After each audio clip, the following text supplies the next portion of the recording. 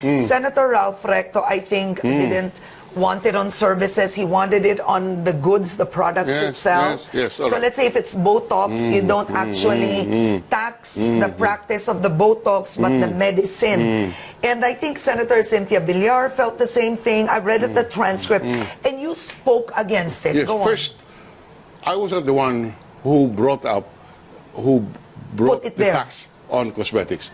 It was the committee, all right? They imposed a 20% tax on cosmetics. Okay. As an addition, as an area that you can generate revenue. So it's not your idea? It's not my idea. But they placed it there. Suddenly one day, it disappeared. Somebody moved to remove everything. Zero. Yes. And I said, that is not consistent with the principle of progressive taxation. It is not fair. Kung yung maliliit na mga isda, yung tricycle driver, yung jeepney driver, na halos hirap na hirap para kumita, binubuhisan natin sa pamamagitan ng buwis sa fuel, sa gasolina. Eh bakit naman yung luxury lamang, yung cosmetic, hindi naman kailangan yun, hindi naman medically necessary. Yun purely luho. Bakit naman natin hindi bubuhisan? The medically necessary cosmetic is excluded, is exempted. But those which are purely for beautification, should be taxed. And they removed it. Somebody, I don't know who on the floor. So when I discovered it, I asked for a reconsideration. I said, let us bring back the cosmetic tax, if only to show that we adhere to the principle of a progressive taxation, so that those who can afford and thus afford this luxury will have to pay taxes. And by the way, it is not true that only goods are subject to excise tax. Services are. In the United States, when you go to a clinic for tanning, a tanning salon, tanning salon, you pay. So you pay the tax for the product and the services. Okay. And the services. So it is not true that VAT is not applicable there. So I'm sorry, the tax is not. So it is applicable. So I said, I will not agree. And I will not agree that we will not tax cosmetic. And this is really for aesthetic purposes.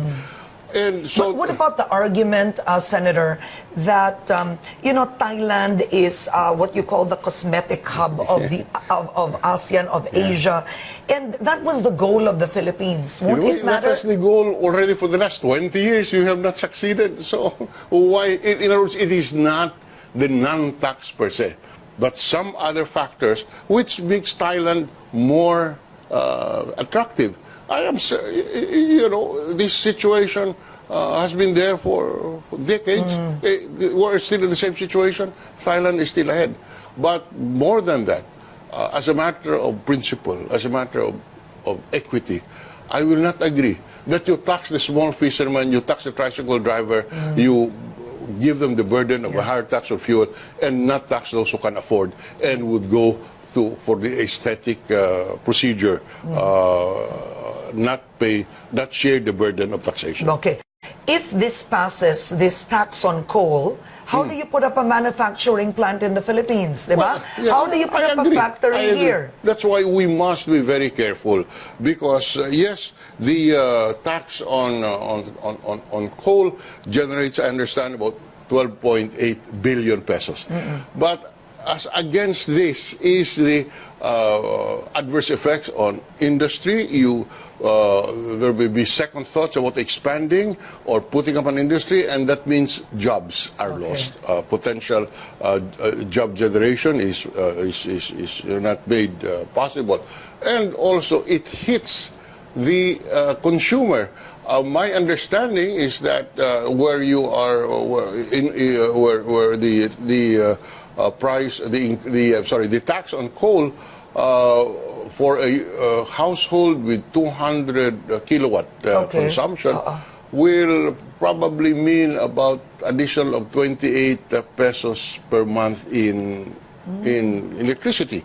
And also on the industries, there will be increases. So that is why I feel bad for my province, for my city, because you are purely on coal and fuel. Purely on coal and crude. Okay. And there are, I would repeat, about 2.7 million households in the country which are purely dependent on coal. Okay. So that is the downside of it. Another controversial tax, which I was watching on early edition this morning, is the concern, number one, of the Employers Confederation of the Philippines that coal has been taxed 3,000%. Yes. So ECOP said it would make the country uncompetitive given that our electricity prices are very high. And number two is somebody had also said, why didn't you tax emissions instead? Why only a certain sector of coal? I agree. You know, the present tax on coal is 10 pesos per metric ton. On the third year, in 2020, it will go up to 300 pesos per metric ton. And that's a 3,000% increase. I think this is too burdensome, too abrupt. In Mindanao, it is argued that anyway, only 40% of our energy mix is in coal.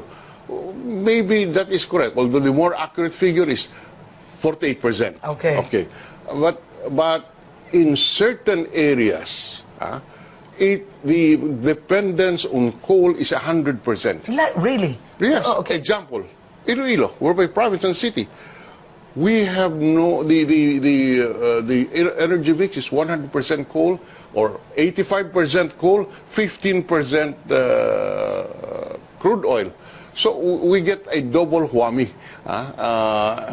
because my tax pa on fuel, on fuel, my tax pa on coal, and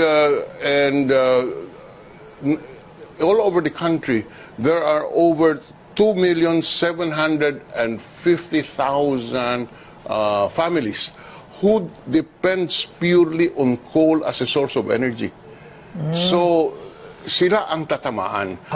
And that is why, to me, you know, they talk about carbon emissions. Emission. I was going to ask you, isn't this an energy or an environment measure? But Karen, you know, as a contributor to global warming, we only constitute less than 1/2 of 1%, 0.03%.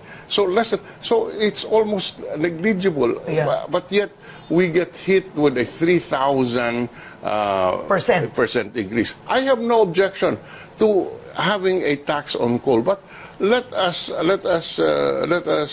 moderate it and allow people to adjust and have the renewable portion of or renewable energy. Give it time to be more within the reach of the general public.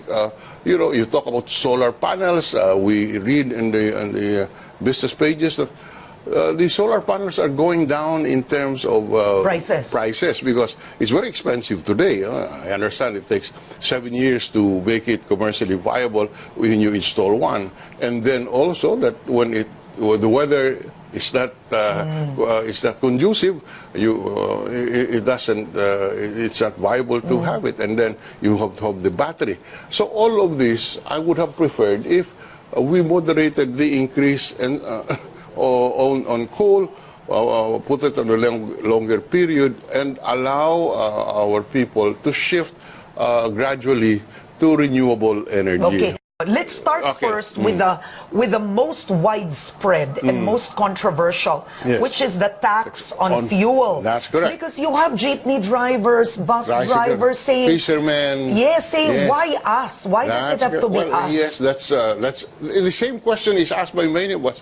Why them? Because the House version would tax them January 1 of next year, excise tax additional of 3 pesos. In 2019, an additional 2 pesos, or a total of 5 pesos. And in 2020, 20, another 1 peso, or a total of 6 pesos. The Senate version would have also 6, but slightly different in distribution. Year 1, we increased the excise tax on fuel by 1 peso and 75 centavos. On year 2, which is January 1, 2019, we increase it by 2 pesos, so it becomes 3 pesos and 75 centavos increase, and on the third year, 6 pesos. And on the third year, 3 point something I read, so a total of 6. A total of 6. A total of 6. A total of 6. So that's how we structured it. I can't remember exactly how much this will generate, but in any case, this is the main source of the recovery of the reduction in the 152 billion. Billion.